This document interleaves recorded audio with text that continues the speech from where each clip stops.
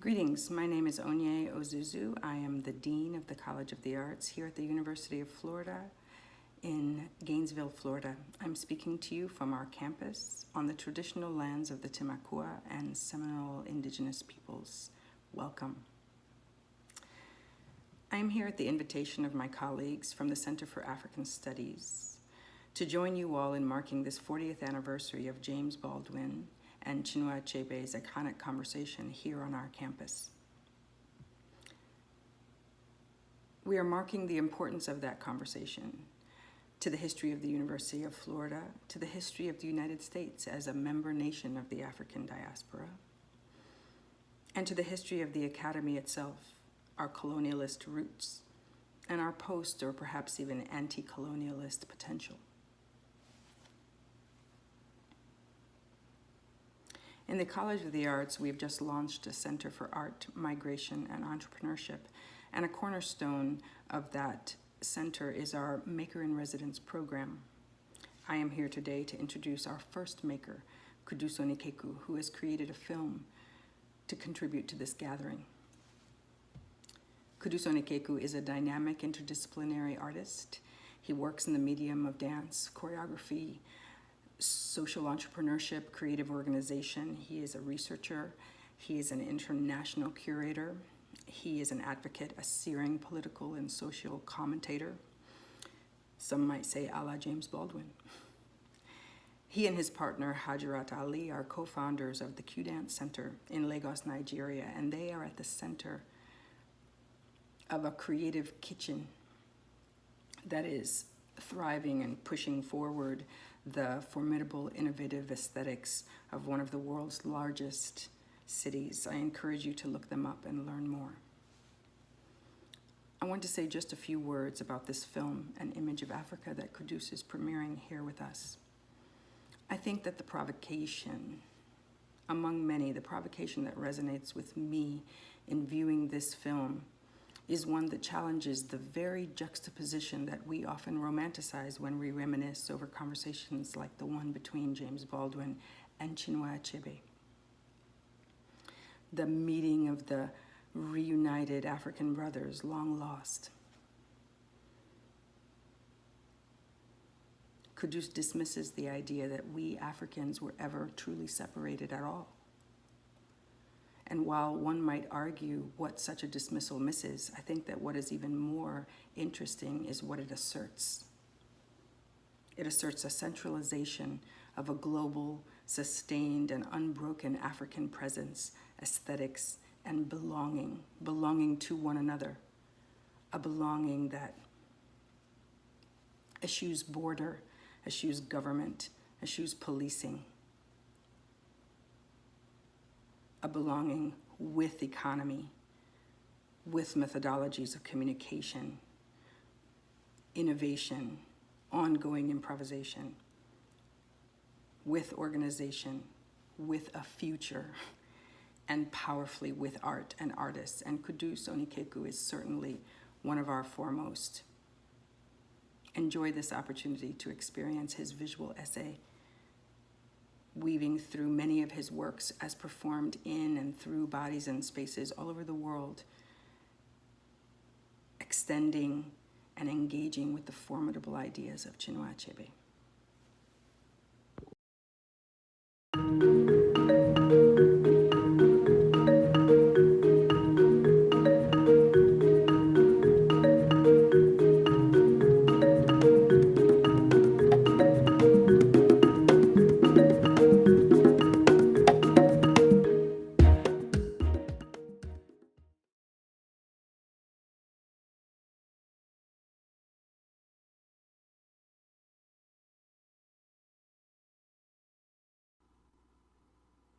Greetings, everyone. My name is Oshubi Craig, and I have the great honor of serving as the director of the Center for Arts, Migration, and Entrepreneurship here at the University of Florida. I must first start by saying thank you to our dean, Onye Ozuzu, for connecting us with our partners in the Center for African Studies to be a part of this amazing journey and remarkable process that has taken so many shapes over the past year. Special thanks to Brenda, Agnes, and Alani.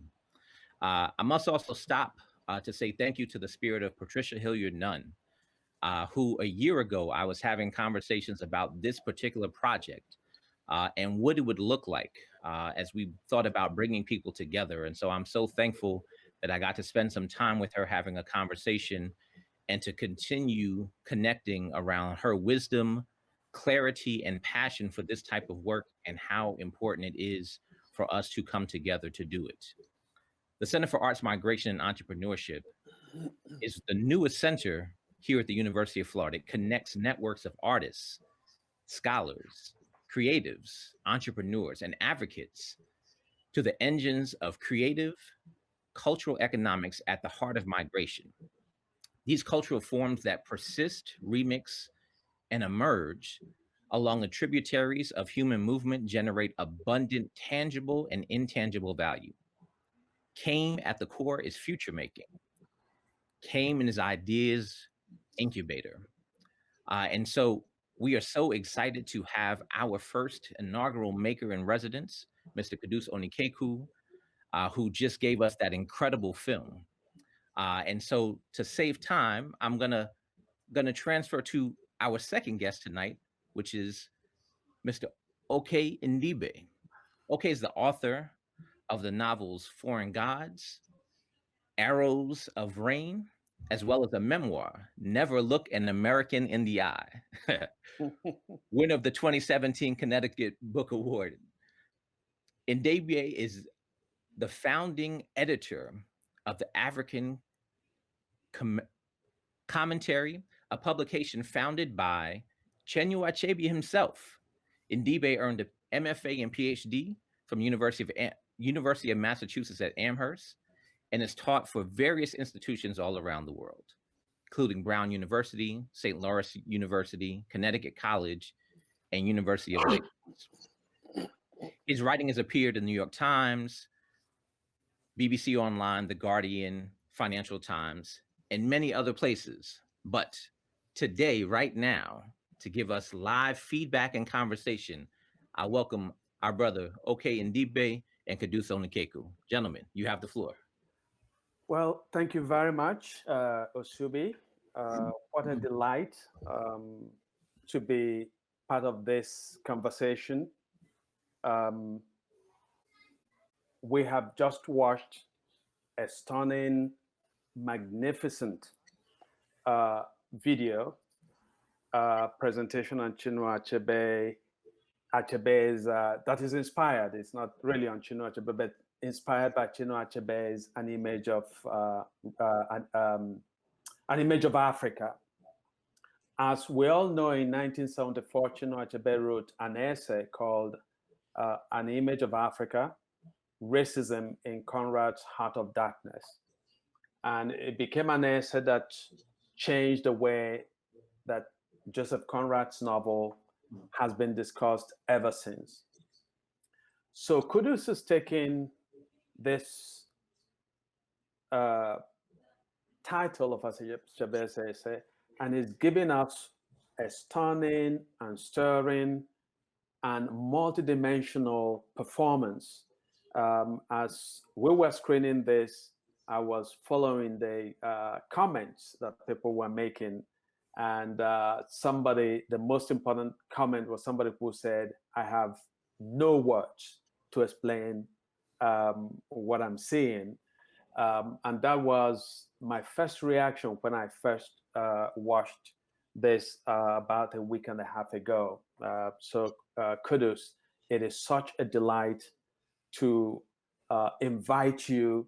And the first question that I'll put to you, which is not necessarily a question, is just a way of inviting you to come in and to share with us the provenance for something this extraordinary that we have just witnessed, something that has touched everybody who saw it in deeply moving ways.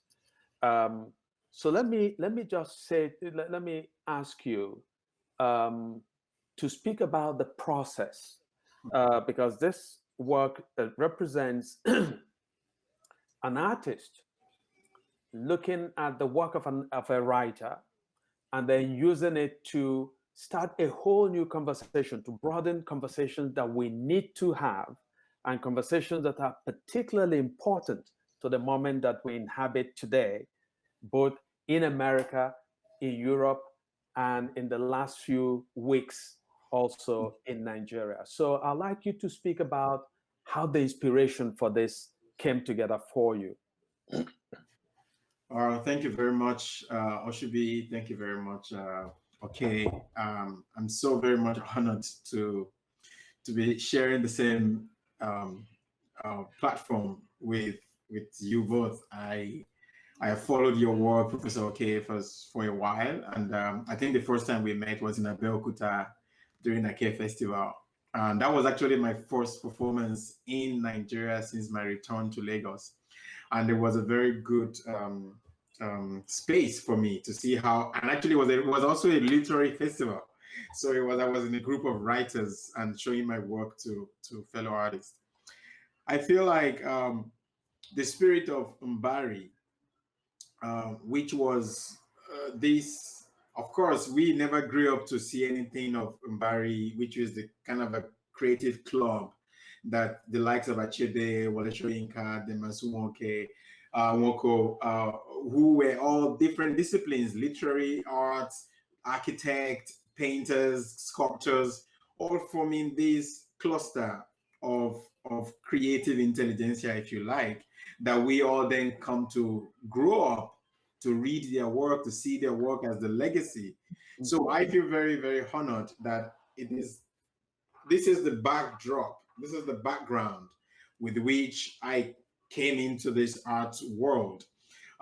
So there was no question when I was schooling in France or when I travel around the world, there was no question about somebody want to sell you some things you don't eat because you already know what this is. You know, you had Fela Kuti, you had Achebe, you had Wole Soyinka, you had all these huge masquerades that people's your imageries and your mind when you decide to go into any work anywhere in the world. So for me, working with Achebe is not, even though it took me 2 weeks to make this film, but it's not 2 weeks. This is 15 years, 20 years of continuous searching for my own accurate image of Africa.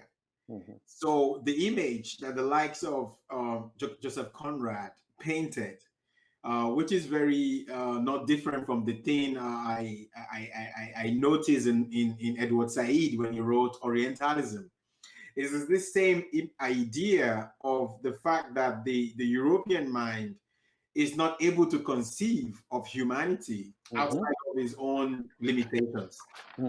So when it doesn't have the same color, the same feel, the same smell, the same kind of food, the same kind of language, is unable to accord the thing, the same kind of humanity he accords to every other thing that looks like itself. So I was already dealing with that a lot in France. Most of those work we saw, I was physically based in France when I was making them. So the likes of Achebe were like the people I needed to read over and over and over again to get strength, to be able to say, even whatever the French critique says about my work, all I need is one okay Ndibe to see the work and say, Qudus, this is amazing. No matter what anybody says in France, I'm like, I know what I'm doing. Right. You know what I'm saying? So for me, that has always been Achebe, and the likes of Achebe have always been the voice that gives me strength to keep going as an artist, even if the confirmation were not coming immediately saying this is good art. Yes. So Achebe speaks in a moment in your film. Achebe speaks about the space that is allowed him in the world. He says is inadequate, and in the same breath he says that the poet has a different agenda from the emperor, and so there is this tension between the poet and the emperor. And I think that in a lot of ways, that's the kind of tension that exists when you are an African American performer, artist, poet, writer, working in the space of Europe, in the space of France, in the space of the United States, in Britain, that in a lot of ways they function, these spaces, in that kind of with a certain imperial consciousness. Yeah. Okay. And so you are painted in a corner. You are just, as it were, put on the margins. And so if you can speak a little bit, because I think you've begun to speak about it, talking about your experience in France as an artist. If you can speak about a certain disquiet with the space that you allowed outside of, say, Nigeria, outside of the kind of conference that we've been having since yesterday, and how you struggle, perhaps in the movie that we have seen, but in the totality of your work as an artist, how you struggle against that sort of circumscribed space that is allowed you. I think similarly to Achebe, I started traveling as an artist when I was 17. I was, of course, obviously too young to even understand the dynamics of the world before I encountered the world. So I had to learn about the world, on the field. And I feel like, I think you know this very much as well. Growing up as a Yoruba person or as a Igbo person in Nigeria, within the context of Yoruba people or Igbo people, you have been given this capacity to envisage the world outside of race.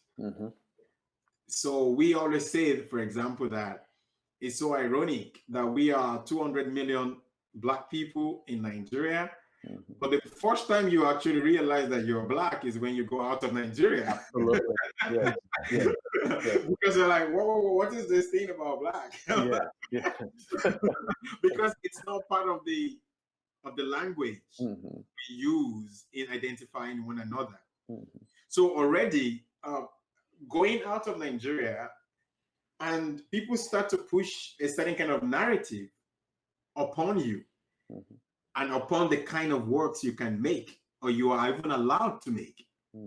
If your work is not talking about the problems of Africa, if it's not talking about children dying of malaria, if it's not talking about dictatorship, you're not even allowed a space in the world. And I'm saying to them, like, listen, there's a reason we had ancestors. There's a reason Fela Kuti had to sacrifice his entire life fighting that fight. It's because of us. We don't want to come again to start all over. Yes. No, we need to pounce from where they left us. And I feel like it was impossible for the Western mind to envisage a different kind of global that is not essentially white. And that for me has been the point that when Achebe says there is a particular place you have kept for me, even before I was aware of it. And I come into it, I'm like, my body says no. This is not for me. I'm not even fighting. I'm just telling you. Yes. This is not for me. I want to speak about a certain kind of globalization that I was brought up with from our own point of view, from our own standpoint. And it is as global as anything else. It has always been. It's not even new. I'm not even inventing it. Yes. But you are, and because you are the custodian of the market, of the art market, and you feel that you are the center of the world, and all my work is coming to make a mess of that claim that you are not. There are many centers absolutely in the world. It only depends on from where are you talking and to whom are you addressing primarily. I think the artist must be able to find the capacity to come anywhere, go to Thailand, go to Japan and say, this is where I'm situated in the world, and this Mhm. is the point of view I have of that same world Mhm. that you are also seeing from Japan, and you are also seeing from France, and you're also seeing from United States. And there is no hierarchy to that. It's Mhm. only to come. Actually, I think the whole point of our work as artists is to continue to share point of views. And I think I owe it to the world, Mhm. the Yoruba point of view, Mhm. because Absolutely. I'm the only one who could do that. Just like Odin said in the conversation with Achebe, we are telling you something that we feel that we are the only one that can tell you now. That's Because right. we don't even That's make right. it anyway. That's right. That's right. That's and, right. and that for me is I think the positionality that I Mhm. personally want to occupy as an artist. Mhm.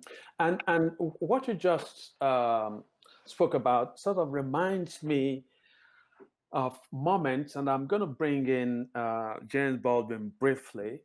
That in his essay, Fifth Avenue, downtown, he speaks. He writes something like, "The Negro wants to be treated like a man." Okay, wants to be taken as a man. And it says a perfectly simple statement consisting of 7 words. But he said that men who have mastered Hegel and Kant and Shakespeare and Descartes apparently cannot wrap their minds around this idea of the humanity of Black people. Achebe once gave a lecture at the World Bank, and he entitled the lecture, Africa is People. Now, the fact that this was actually that this needed to be said, that Africa is people. And the reason Achebe wanted to give that statement is that here is an institution that will sit down in Washington, D.C. Sometimes they sit down in London or France, and they prescribe policies, economic policies in Africa that would just thrust so many millions of people into poverty. And they insist on the rightness of these policies because, that's what our the economic theories think are the right ways to liberalize an economy and so on. So the human cost is inconsequential. So Achebe reminds them that whatever you do, the irreducible fact is that you're dealing with human beings, and sometimes it's easy for Europeans to forget that.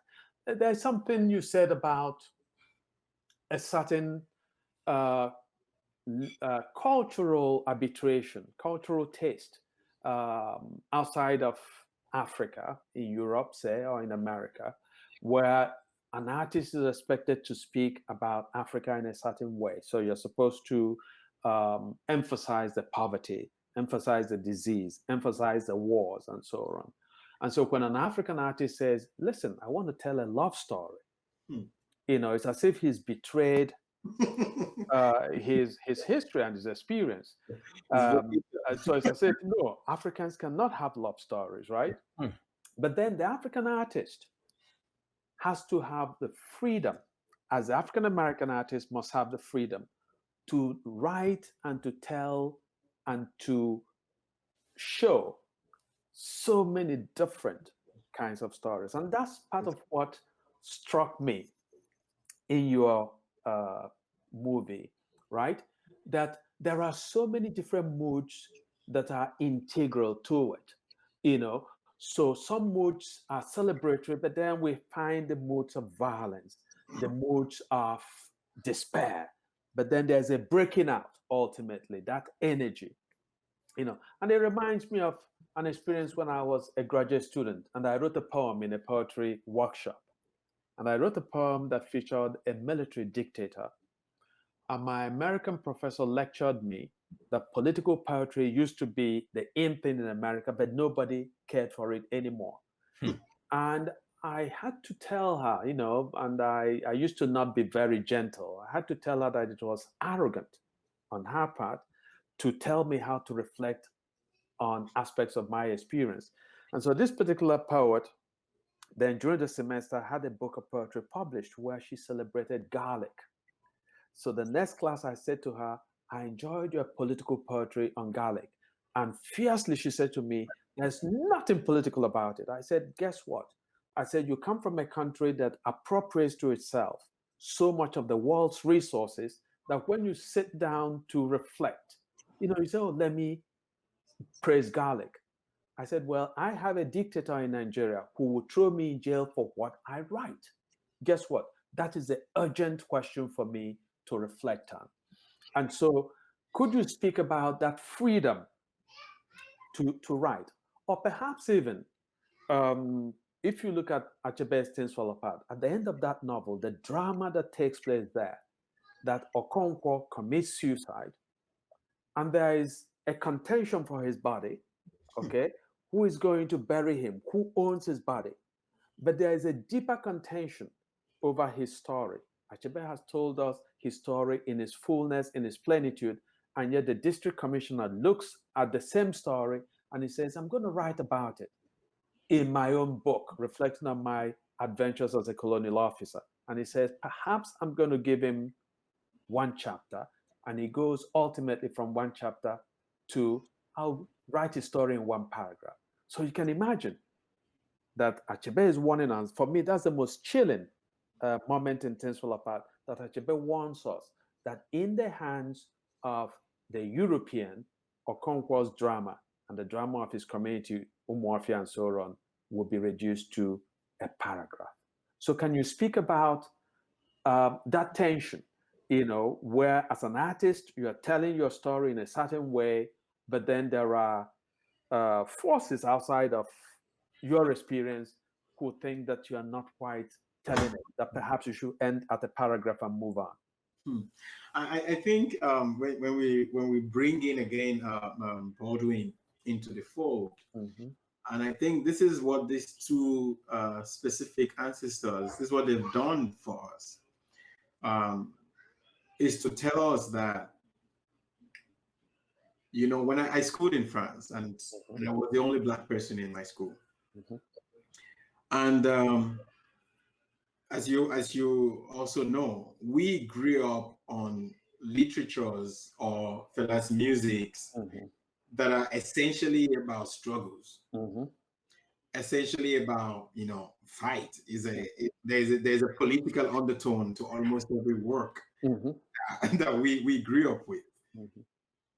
So then 1999 came, then there was democracy. And then, everything was much more freer. So the question then, for those of us who came after democracy, who start to make work after that era, you realize that nobody has prepared you very much for freedom. Like Fela showed us how to make music under dictatorship. Oshofison showed us, you showed us at the beginning. But nobody showed us how to write in times of freedom. Just write whatever you like. Yes. That is the generation I came into. That is where I started to become an artist. So one thing I first understood when I was in France was like, wait, one thing white people give themselves really is the freedom to do whatever they want.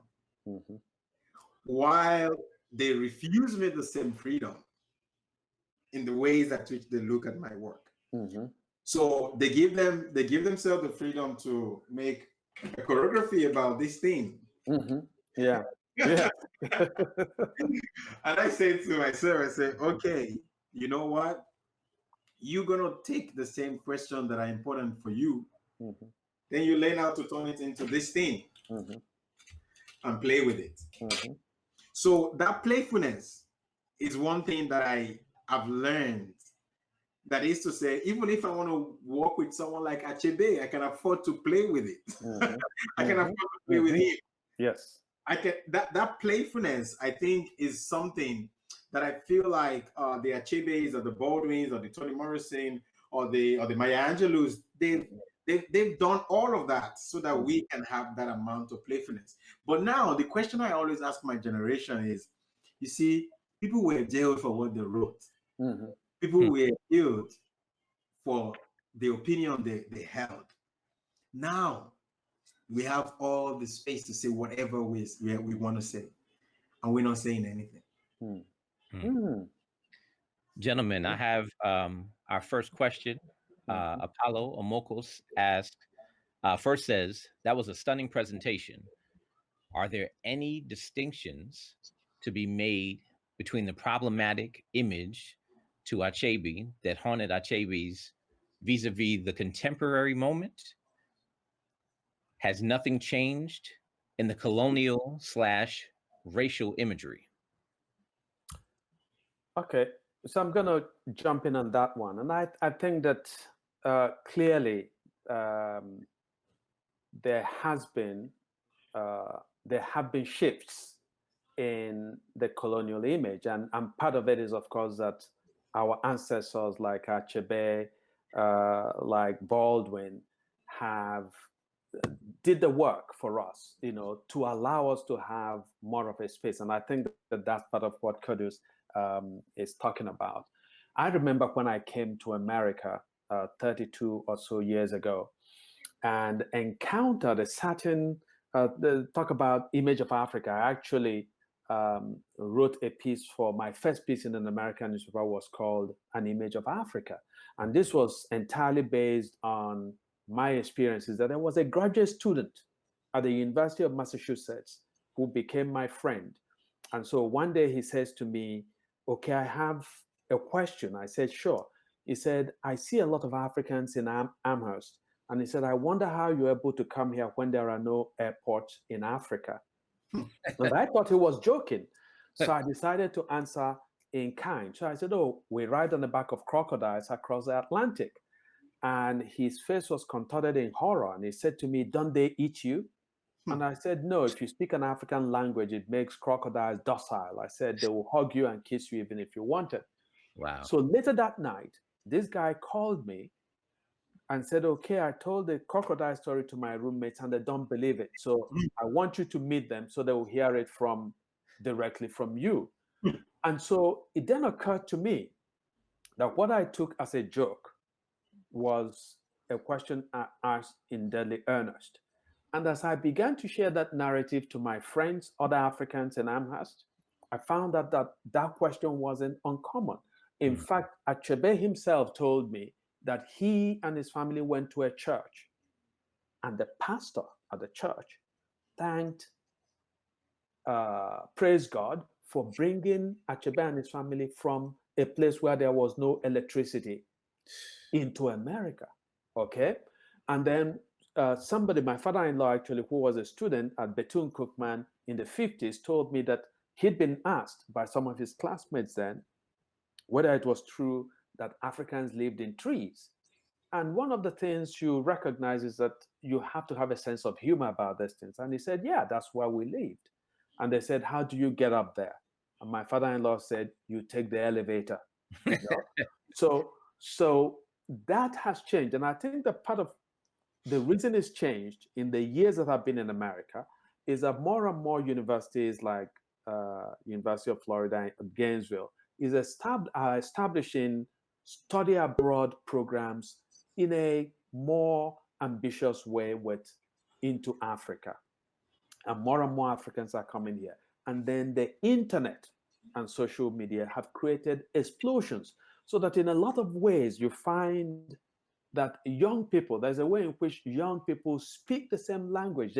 Over the last 2 weeks in Nigeria, there was this great movement where Nigerian youth rose in the same way that people rose up in this country against police brutality, using the same instruments, using social media to organize themselves, to raise funds, to feed themselves, to issue their demands and so on. So I think that in a lot of ways, therefore, that Achebe's world, the world and the challenges that Achebe faced are far different from the one that I'm facing and far more different than the one that Qudus ultimately will continue to face in his life. So there has been a movement in that imaginary, in that sense.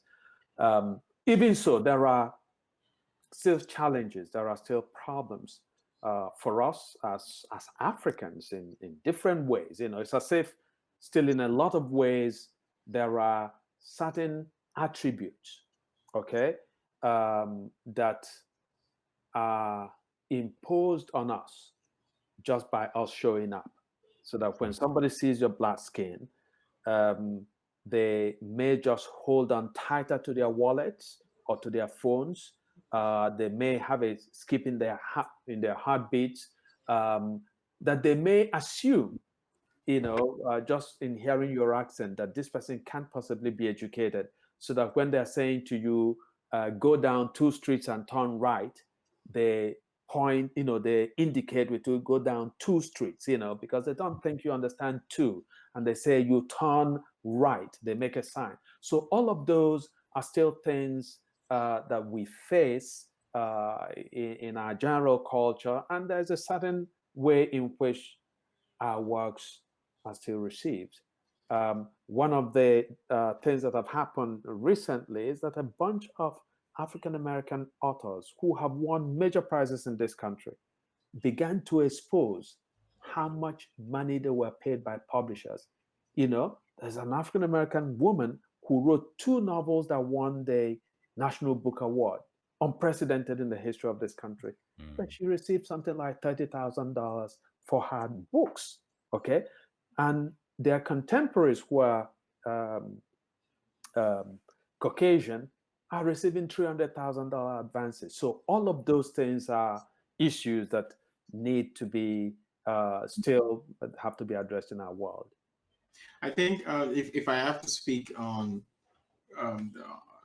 there is something about my own generation.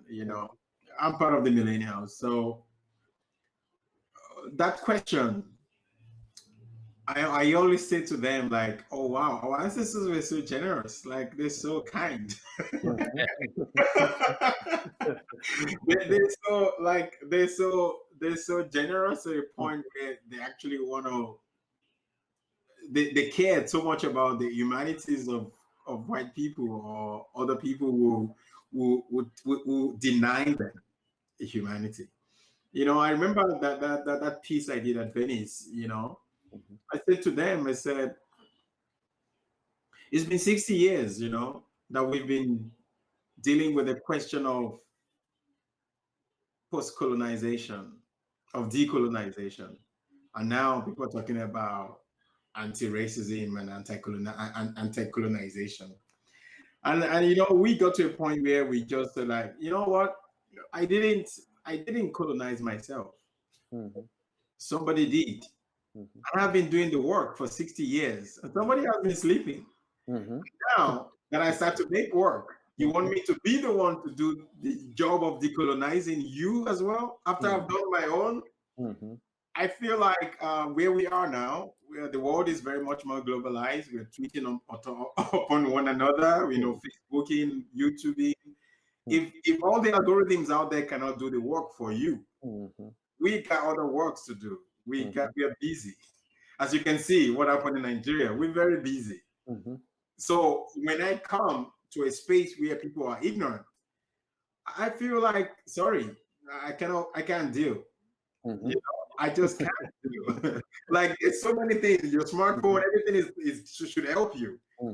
Why should I be the one to do that? So the attitude that most of us have really now about going about in the world, it's not going to be the teachers of ignorant people. No. I like when Achebe used the word every time. This is foolish. Yes. I like to deal with foolishness. There's so much work to be done with the kids. There's so much work to be done back home. There's so much work. There's so much future we need to write. There's so much past we need to remember. There's so much reincarnation we need to do, because the 80s and the 90s erased all those works again. So there's so much re-energizing that we need to do. So I am essentially focusing on us, really. And if I find any ignorant person, I don't even give it 2 seconds. Yes, but let me ask you about just for me a terrific moment in your movie where Achebe is reciting his tribute to the poet Christopher Okey. Mm. And he renders the poem both in English and then in Igbo. And I happen to speak both English and Igbo.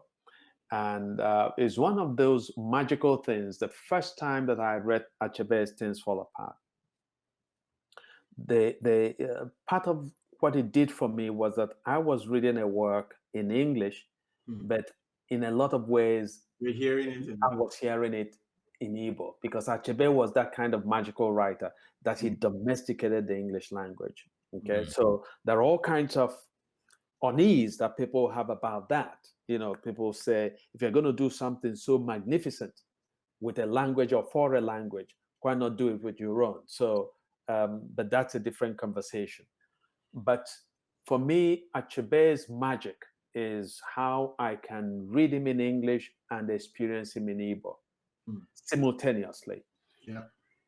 But then, so here we have a poem that he renders in English and in Igbo, and a very moving poem celebrating perhaps the most verbally exciting poet produced by Nigeria or even in Africa, Christopher Okey, who, by the way, died during the Nigerian Civil War. Yeah. And the sort of the overlay in your movie of these two voices, throughout the period, I had goosebumps all over my body, because here I am hearing, I don't know how to quite say it, but it was a very tactile experience, okay, to hear those two languages. They entered my body in a very mysterious way, and in a way that just moves me. I mean, moved me the first time I listened to it. And today I thought I would be more at ease, but I felt that same sense, even more intensely. So can you tell us, so I guess it's a question of technique. Why you decided to do it, and then how you were able to achieve this synchronicity of this poem. I think it's very much in a continuation of what I was saying earlier. We are learning, especially those of our generation, we are learning to resituate ourselves as the center of the world. That is to say, there is no more need for explanation or translation. If I feel like I want to do a piece in Yoruba, I don't. All my life I've making works in France, I refuse to subtitle. They ask me to subtitle, like, yeah, people should understand. I say, no, don't worry. I'm working with multi-sensorial modes anyway. If you don't like the music, watch the images. If you don't like the images, listen to the language. If you don't like the language, watch the choreography. It's amazing. If you don't like the choreography, look at the lights. The light is beautiful. Right. So I am going into my question through various ways. And there is no one person that will say, I understand everything. Even the Yoruba person, when I go to perform in Lagos, there's still something uneasy. Yes. Because that's my experience. You know, as I said, from 17, I became an artist at the borders of different countries. So that complexity is also what I'm always excited about, because that is what we are essentially as human beings. We are complex beings. We do not operate in this or that. We operate in this and that at the same time. And I feel like the work of the artist is to also kind of like use that the struggle that exists within all those opposing things. Sometimes, you know, it leaves there. And my work is what I did. I don't think there is any Nigerian, especially Igbo person, that wouldn't appreciate that, because essentially the Igbo is also an English speaker. Yeah. Essentially. So we have been able to create a multi-layer form of languaging that we do not choose. Are we speaking English now? Are we speaking Igbo now? Or are we even speaking another language that is outside of those two, or something that those two has created a kind of a transdisciplinary around? So for me, I am always listening to that, which is not even wordable. which is not, you cannot even lay a word on it. I mean, me anyway, I don't know, maybe some amazing poet can do that. But me as a performer, as a dancer who essentially uses his body, there's certain thing I cannot even explain. But I'm looking for emotional and emotive ways to go into them. So it's not about, really, for me, I don't speak Igbo, for example, but I grew up listening to Igbo. So I might not understand the language, but I understand the music of it. Yes. And I understand certain words. You know, Inayo Kibo. I might know, yes. I know what that means. yes. I'm also attaching, making this work, I realized, like, my God, I didn't know I know this. Not know, but I have this sensibility for Igbo culture because I grew up with it. No matter how much we fight ourselves back home, when we go out of Nigeria, we become one. Yes. And that is what I was trying to do with that. And that's the way I understood the poem even better. Not even just in English, but laying the two together was the way I was able to understand it better. Sure. Let me bring in, sort of invite you to reflect on the two ancestors, Baldwin and Achebe, who have inspired this celebration that we're all gathered from all over the world to enact. And so 40 years ago, Achebe and Baldwin met in Gainesville. And at that meeting, Baldwin said to Achebe, we were never supposed to meet. In other words, the historical forces that separated us, that tore us apart, did not intend that we would ever meet, because in our re-meeting, there is great synergy, there is great strength. And so some of us have been saying that it is in the drawing back together of Africans and African Americans that our lives on both sides of the coast, if you like, will be saved. You know, Africa will become, I think, a richer and better place when African Americans become more invested in Africa. And I think that the African American will have a different sense of herself in this world, in this space, when that rift is healed. So what I say to you is as an artist, and you are in residence in America for some time, what aspects of African American art, or politics even, or culture broadly speaking, do you find yourself drawn to? Do you find yourself shaped by? Or do you see your work potentially shaping? This is a very important question, actually, especially at this point of my journey as an artist. I've always held, because my work has always been disturbing for people who are like traditional custodian of culture. You know, like I said, I play with those things a lot. So I don't always kind of like respect, you know, the cultural, you know, background of all of these things. Not like I don't know it. I know them, but I give myself the freedom to be able to play with them at will. And funniest part, in doing that, the people that I felt was closest to that way of also doing is actually African diaspora. Not just African Americans, but also in Brazil, in Cuba, in Trinidad and Tobago, in Jamaica. Because when you are coming from a background of knowing what African culture really is, if you're deeply rooted in it, and you are also very much for transformation, you're not seeing, personally, I'm not seeing enough transformation on the continent. It is actually when I come to this side of the Atlantic that I say, whoa, they might not even know it, but I'm like, see what they've done with that. I'm actually excited as an artist about the amount of transformation that Yoruba culture, for example, had undergone in the New World. And that, for me, I used to tell people before, I say, you know what, you guys are on the continent. There was a huge conversation about, should we even call it contemporary African dance, or should we call it African contemporary dance? I'm like, hey, you know what? the real African contemporary dance is hip hop. Yes, Like yes. bickering about I don't know what. But these guys have done something amazing with Yeah. your African dance that you're still struggling to understand what it The is. name, yes. And that for me has been the thing. For example, let's stay on hip hop for a moment.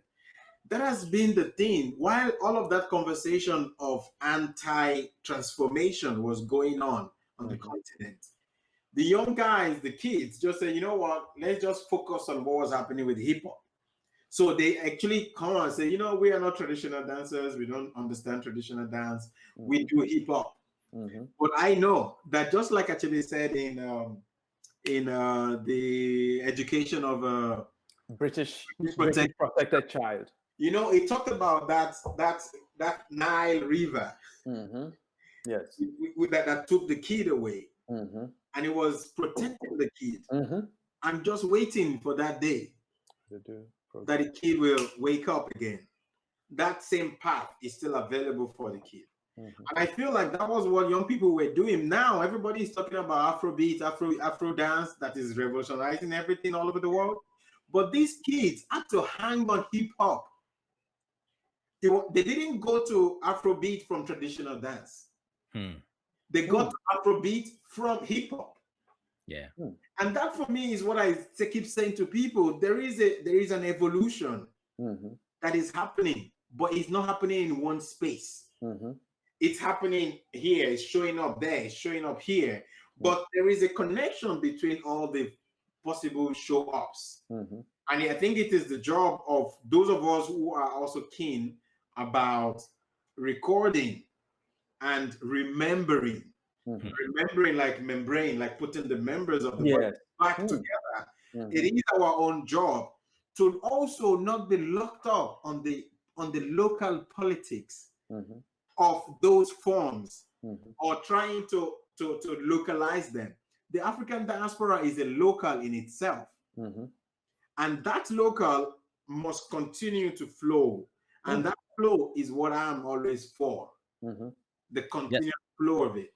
I have two powerful questions, one for each of you. So I'm going to go with the first one for you, Qudus. Says at the end of the film, you pass through the moment of Okonkwo's uncle's opening his eyes to the meaning of the name Nneka, and then brought us to your work with a group of women visibly exploring a journey from power through surrender. Can you speak more to this gesture to femininity, yours and Achebe's, and the journey into the remembering of a centralization of the African aesthetic for and by us? Wait, I think I got lost a bit. It's a long question. I know. I'll go back. Please. I didn't tell you who the question is from so that you can focus on the question. Don't worry, I already know who is it.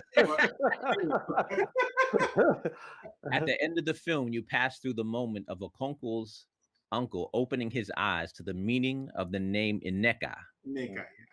And then brought us to your work with a group of women visibly exploring a journey from power through surrender. Yeah. Can you speak more to this gesture to femininity, yours and Achebe's, and the journey into the remembering of a centralization of the African aesthetic for and by us? I think,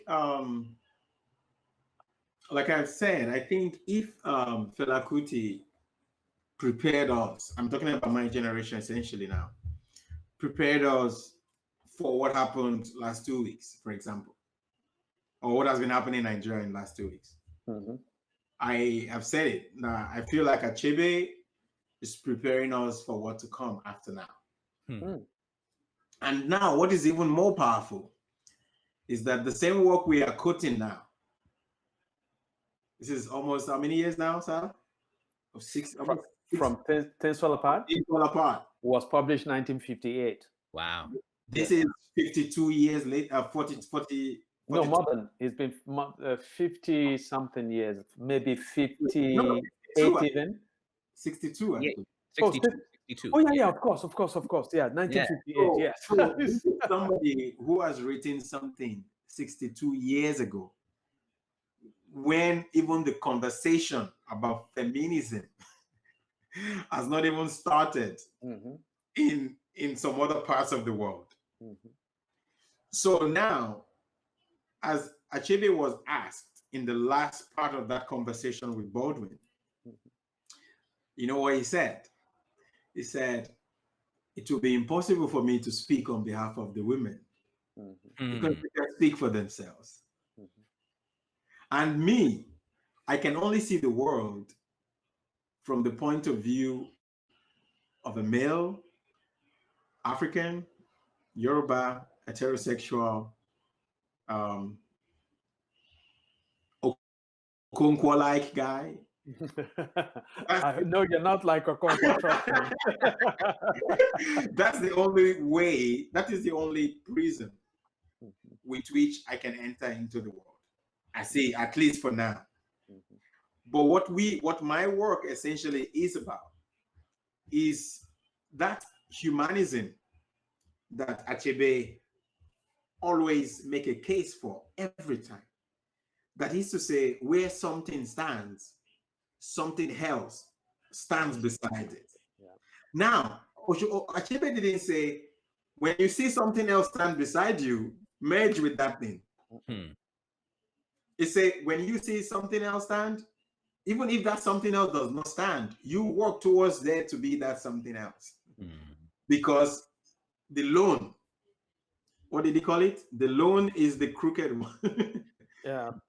It's the it said the one that stands alone is danger. Yes. Hmm. Yes. Either it is the feminine or the masculine. Yes. Okay. So the second question for you, Baba Okay. Yeah. Achebe considers the debate between white and black over black humanity as the fundamental theme for writers, as referenced in The Role of the Writer in the New Nation. Mhm. Why do you think that young African writers seem to have neglected this fundamental theme in their works and research? Mhm. And this is bringing greetings from Dr. Okordi, Wow. all the way from Well, London. this is what I'll say. There are Achebe had a particular place in history. Um, Achebe, as we said, his first book, Things Fall Apart, came out in 1958. As Nigeria was achieving its independence, just 2 years later, Nigeria became quote unquote an independent country. And so Achebe had and then Achebe encountered people like Joseph Conrad. Achebe encountered people like Hugh Trevor Roper, who echoed Hegel from 1830 something, 1831. Hegel had said that Africa was enveloped in the mantle of darkness, and therefore Africa was not part of history. And he said that the part of Africa that had historical light, Pharaonic Egypt, he actually divvied up between Asia and Europe. He said they belonged to Asia Minor and Europe. And then in 1963, I believe it was, that Hugh Trevor Roper, the professor of colonial history at Cambridge, I believe, said that Africa was darkness, that before the Europeans stepped into Africa, it was darkness, and that darkness was not a subject for history, you know. So Achebe was facing that particular situation. I remember I interviewed him numerous times in my life.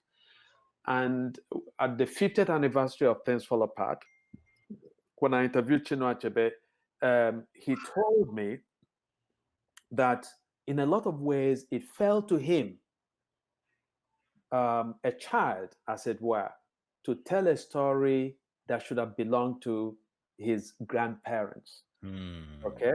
That it fell to him. And the reason it fell to him to tell that story was that he was the one who went to school.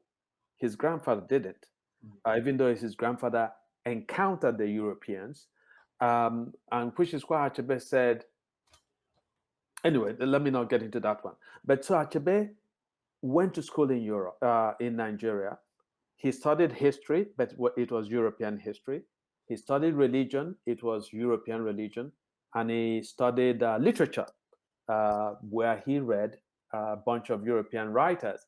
And he tells the story of reading Mr. Johnson by Joyce Carey in class and complaining that the character of Mr. Johnson was a very caricaturist portrayal of the African character. And his British professor said, if you don't like the story, go write your own. And of course, his professor, who was British, felt it was absurd. It was, the whole idea of Achebe ever writing a story was absurd. Well, guess what? Achebe took him up on that, wrote a story that supplanted Mr. Johnson. And today, very few people talk about Mr. Johnson's book. But Chinua Achebe's Things Fall Apart is in 60-something languages and has sold more than 20 million copies in English. So Achebe faced the immediacy of that questioning of his very humanity. Younger writers no longer feel that compulsion. But still, there are some of us who recognize that the battle has not been finished or that the war is still on. And so we are staying on it. We have our eyes on the prize. But I guess that part of the point that Qudus has been making is that our ancestors paid the price of the ticket for us in a lot of ways and have enabled us to tell different kinds of stories and to dance different kinds of dances. When our ancestors said there's one dance, and that dance is the dance of resistance, is the dance of the reclamation of our humanity from a Europe that had denuded our experience, as Apollo said earlier today, emptied it of meaning and of content. Yeah. I have a point of personal privilege. I have a question for both of you all, which is in some ways the question about the action step next. For the last month, Qudus and I have kind of talked about the gap and the void that has happened where the gathering of greats in the way that Baldwin and Achebe came together in Gainesville, that is not happening. That conversation between African Americans and Africans on the continent is not happening in the same way that it happened in the 60s and the 70s, that somehow there's been a loss in momentum. And so my question is, who are the artists, who are the writers, who are the creatives that you have seen? And I ask both of you independently, that people need to be looking towards, that will pick up that work, that are ready to do it. And obviously, for both of you, you are already playing a role, but who are the other contemporaries, both up and down? Who's the next generation that is coming behind? Who are the ones that are a generation ahead, who are doing that work that we need to start to help facilitate and have these conversations, and then also just bring together to do the work? Because it's clear that there is reverberation of this gathering that took place 40 years ago that we're talking about it now. So who is the next level of giant that we need to bring together into these conversations so we can do the work without having the ghost that comes into these conversations, remove the ghost and allow the people to come together? Let me sort of jump in and say that we don't need the giants. Okay, I think that Baldwin and Achebe were giants, and they were brought by the African Literature Association, which happened to be meeting here to have that conversation. There are actually interactions. You know, in Nigeria there is the Okey Festival, which is the first place where I met Qudus. Every year, the Okey Festival brings a number of African American authors and African authors who are in the diaspora. They bring them home, and there are lots and lots of writers from the African continent, right? And there are festivals in South Africa, literary festivals, cultural festivals. There are conferences where we're meeting. And I think that the reason I say let's leave the idea of giants out of it is that when we focus on giants meeting, we actually lose something, because it becomes sort of, again, I'm going to go to a word that Apollo used in the morning, the monumentalization of some, somebody, which falls into this European mode of saying, okay, the only two important writers, or the only four important writers on both sides of the coast, are ABC in Africa and ABC in in North America, and so on. So let's bring them together.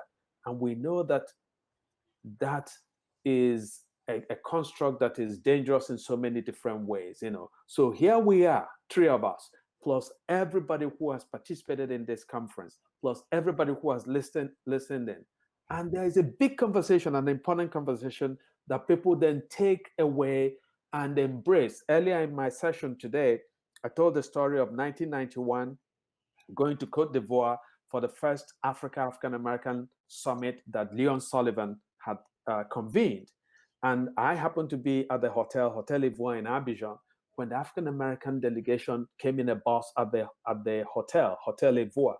An African American woman came out, walked into the lobby of the hotel, saw an Ivorian woman wearing her buba, and just went to her and held her in an embrace. And both women started slapping each other's backs. And the African American kept saying, "You are my sister, you are my sister."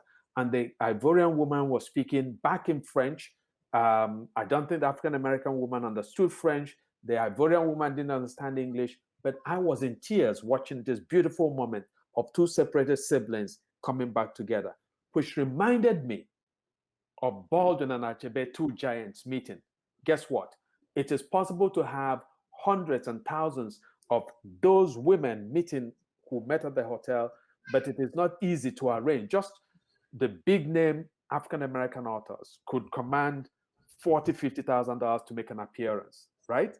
And the big name African writers will command that same fee. So if only two of them meet, the impact is not as powerful as many, many more people meeting. I mean, I think Okey said most of what I was going to say. The socialization that brought about Achebe and Baldwin needed that. Let me just use it for marketing sake.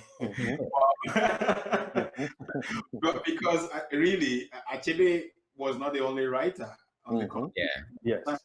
Even in a very strange way, I think I heard it this afternoon. Somebody said it during the panel that, Achebe was this, if it wasn't for Achebe, we would not have African novel or something like that. I'm like, there was Dio Fagunwa before Achebe, there was Impossible.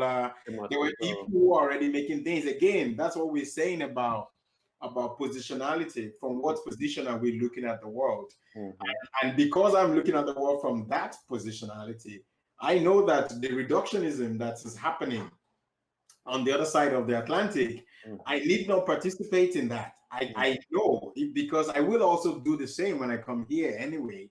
I will reduce certain things based on what I see. But for me, based on what Okey said, dance gathering has been going on as well. And a bunch of people have been coming. I feel like where we are presently, symbolically, I almost say that I think Africans are the ones doing it most.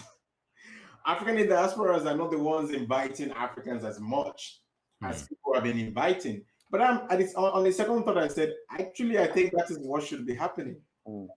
I think the gathering should be happening on the motherland.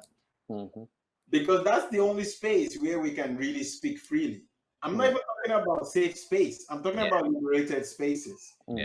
I feel like the space, or before now, actually, before the arcades or dance gathering, let's say some 20 years ago, if Okey is going to meet another African writer, he has to go to Paris or Berlin or New York to do that. But I feel like we're getting more and more comfortable in a space whereby we also are occupying spaces and being aware enough to know that we need to open up spaces for diaspora to come on the continent and let that conversation continue. For example, I don't know if Baldwin ever stepped his foot on the continent. No, he made it there. You see what I'm saying? That's the way we used to be.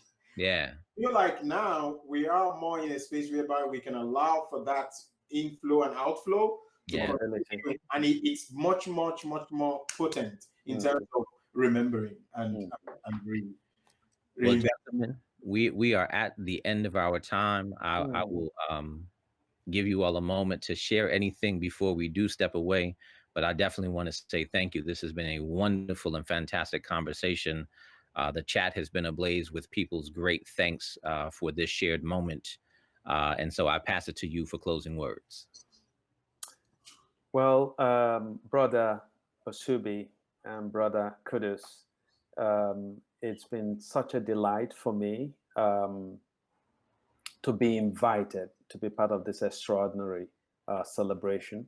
And so I thank the organizers who have put together in difficult times something this magnificent and beautiful. And so my plea to all of us is, let us carry the spirit of this wherever we go. And let us keep hugging, embracing our brothers and sisters who were separated from us because we were never supposed to meet again. But let us defy history and let us continue to meet at every juncture. Thank you very much. Yes. Yeah. Thank you very much. I would say also that when the first time I was given the archive of Achebe and Baldwin, it was a huge it was a lot of emotion, you know, for me, especially the fact that the moment I got to the United States, or even before I got in, for some reason, for some strange reason, Baldwin started appearing in my dreams. Like I was just getting myself into Baldwin. Then this is me who have swallowed Achebe long before. And the first thing that was placed on my leg was Achebe Baldwin. I'm like, whoa, like this is amazing. And I think we need to also do the same for 40 years to come. We need to take it, because the question of African aesthetics is something that is so dear to my heart, because I know that we lost it at some point because of obvious reasons. But I feel like we must, just like Achebe said in that conversation, African aesthetics is not immutable. It's not something that is stuck in time. We are not only receivers of aesthetics, we are also makers of aesthetics, he said. Let us continue to make and continue to evolve. The road is still very, very long. And there's money yet on Creation Day. Yes. Thank you very much. Yes, indeed. Yes, indeed. Thank you all. Everyone have a great evening. There will be additional words and I believe an after party. So we hope to see you there. Peace. Yeah, peace, man.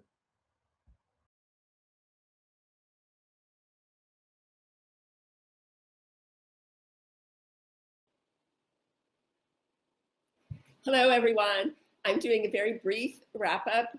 I want to thank each and every one of you. I just have huge gratitude for the beautiful expression of your experience as writers, your experience in the academy, your experience in the world as artists, and that you've all taken the time to share this.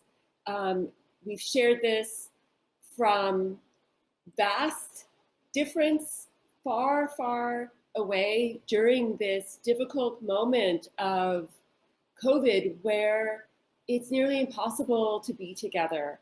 And over the past 2 days, I've really felt so connected to Achebe and Baldwin and what they wrote about and represented, and our shared engagement, fascination, return to their words and their work over and over again, and the kind of creative impulse and fountain that keeps flowing from their meeting, from their insight, and also from their pain and their struggle. So it's really so exciting and gratifying that we've been able to make this happen, and that so many of you from so many different places have weighed in and lent your voices and your time to this. I have immense gratitude in particular to the team at the Center for African Studies and Duo Studios who made all of this possible. So I want to thank Ilani Ilori, who was very involved in bringing this from a face-to-face event to a remote event. She worked very closely with Elizabeth Rios Brooks. Elizabeth is actually in Puerto Rico, but she did a lot of the PR and the organizing for this, and just envisioning this as 2 days of all sorts of sharing and interaction and listening and reading and performing. Duo Studios, Diamond Overstreet and Samantha have pulled everything together for us despite a few challenges here and there, and just a huge team of colleagues, students, people in the administration at UF who gave their time, resources, vision, recommendations, really poured a lot into this. So I thank each of them. This event became something that we never even imagined it could be.